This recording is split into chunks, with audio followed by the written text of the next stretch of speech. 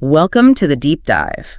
You know, whether you're maybe thinking about a new job or want to improve your English for work, or maybe you're just curious about professional language. Well, you're definitely in the right place today.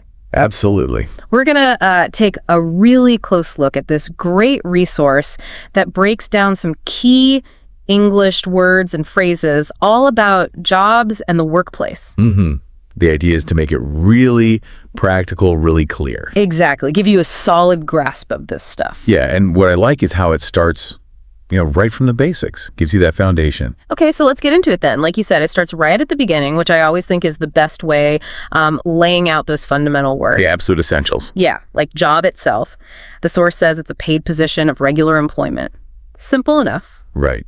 And then work, which is interesting. They define it as the activity you actually do in the job. Oh, that's a neat distinction. So you have the job, and then you do the work within it. Exactly. And work can be broader too, right? Like working on a hobby. It's not always a paid job. That's a really good point. Yeah, broadens it out. Okay, then it talks about the place and the people. Like company, the business you work for. Simple. And boss, the manager. Your direct supervisor, usually. Right. And then colleague. The people you work alongside. Your peers. Yeah. Hey, your team members. These are really the core elements, aren't they? Totally.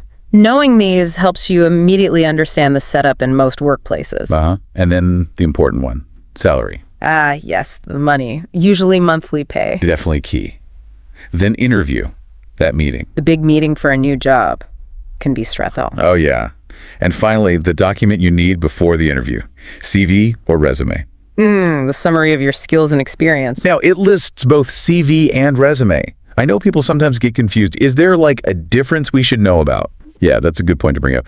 Generally, resume is more common in North America. It's often shorter, maybe 1 or 2 pages, really focused on relevant stuff. Okay, more targeted. Exactly. Whereas CV, curriculum vitae, that's often used more in, say, academia or sometimes in Europe and the UK for almost any job application. It can be much longer, more detailed, covering your whole career, publications, everything. Okay. So CV is often more comprehensive, resume more concise, and it depends where you're applying. Precisely. Good to know which one to use. Super helpful clarification. Now, what I really appreciate is that this resource doesn't just give definitions, it shows you how to use them. Right, with example sentences. Yeah. Which is crucial. Yeah, like, I have a job at a big company. Simple, direct. Uses 2 of the words right there. And it makes it concrete. You see how it fits naturally. And my boss is very kind.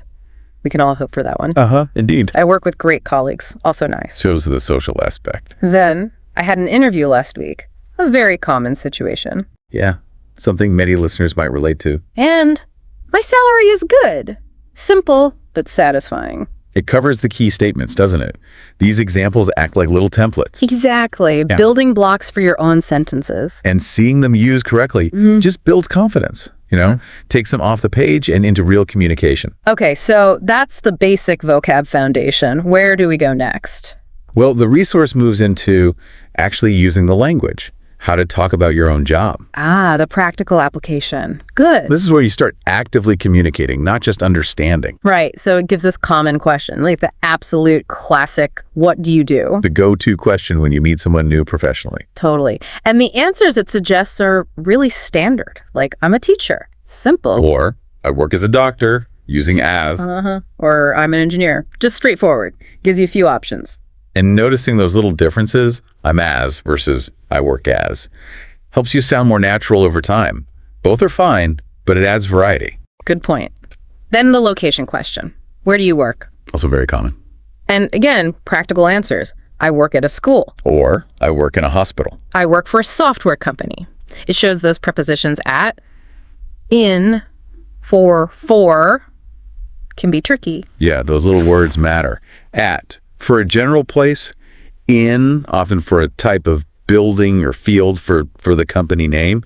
The examples make it clearer. Definitely. Think about meeting someone at, a conference or something. You need these basics. Exactly. It's about making that initial connection, establishing who you are professionally. But then it gets a bit more personal. Do you like your job? The $1 million question sometimes. Right. And it gives a range. Yes, I love it, which is great. The ideal. Or neutral, it's okay. Which is also Perfectly normal. Or, the honest answer for some, not really. And it's good to have the words for that, too. Acknowledges the reality that not everyone loves their job all the time. Exactly. It reflects that work is also about, well, how you feel about it. Personal satisfaction. Now, something I really liked here was the little interactive bit. Oh, yeah. It asks the listener, what do you do? Then there's a pause. For you to actually answer. Yeah.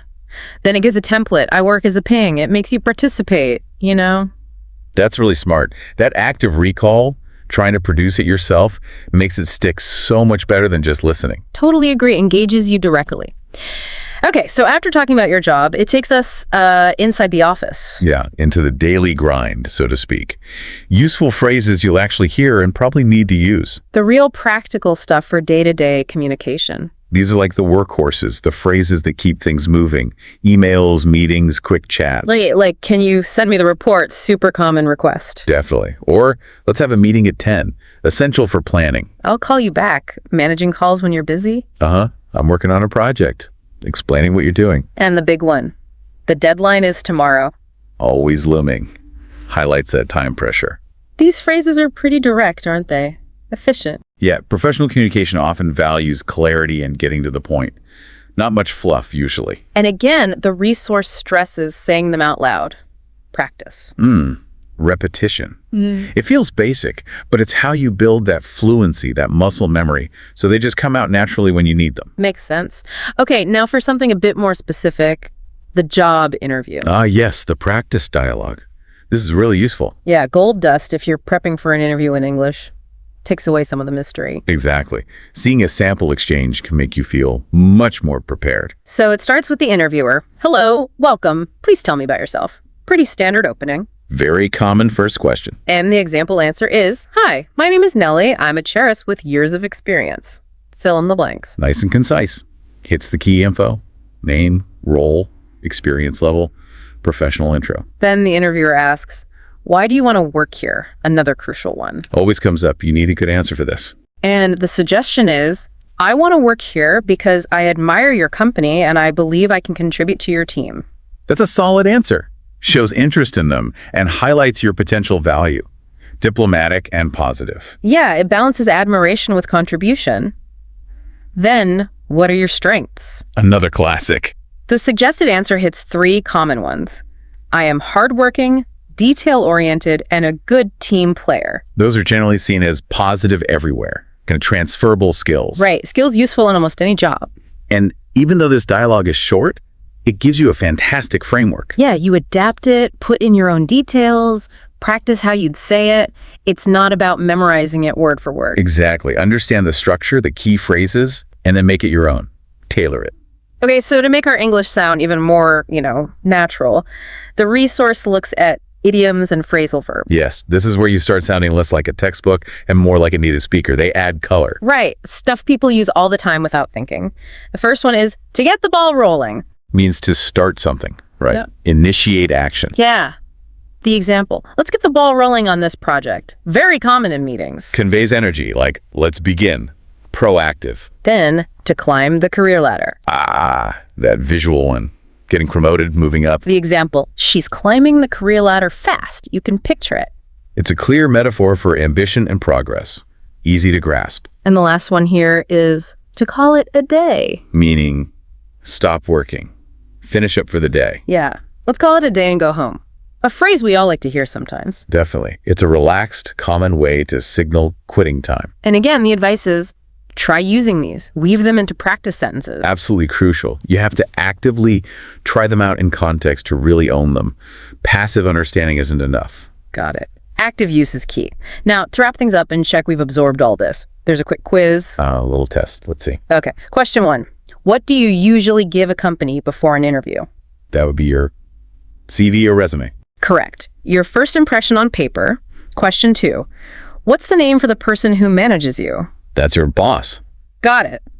And question 3. Another word for the people you work with.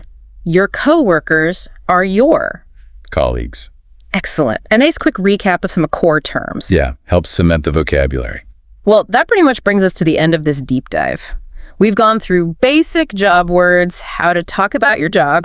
Those useful office phrases, the interview practice. Right. And even touched on some idioms and phrasal verbs to sound more natural, all based on this helpful resource. And the main takeaway, really, as the source itself points out, is practice and repetition. Keep using it, keep saying it. Exactly. That's how it becomes second nature. So for everyone listening, what does this all mean? It's not just about, passing an English test or getting one specific job. No, it's broader. It's about feeling more comfortable, more confident in any professional setting where English is used. Being able to network better, understand meetings, emails, it just opens doors. It empowers you, really, gives you the tools to navigate those situations more smoothly. Okay, so here's a final thought to leave you with. Thinking about everything we've covered, which of these words or phrases could you actually see yourself using soon? That's a good exercise. Yeah, like picture a specific situation, maybe at your current job, maybe in your job search, maybe just chatting with someone professionally. Where would one of these phrases fit? Identifying those real-world applications for yourself. That's the bridge, isn't it? From learning the language to actually using it effectively in your own life. Give that some thought.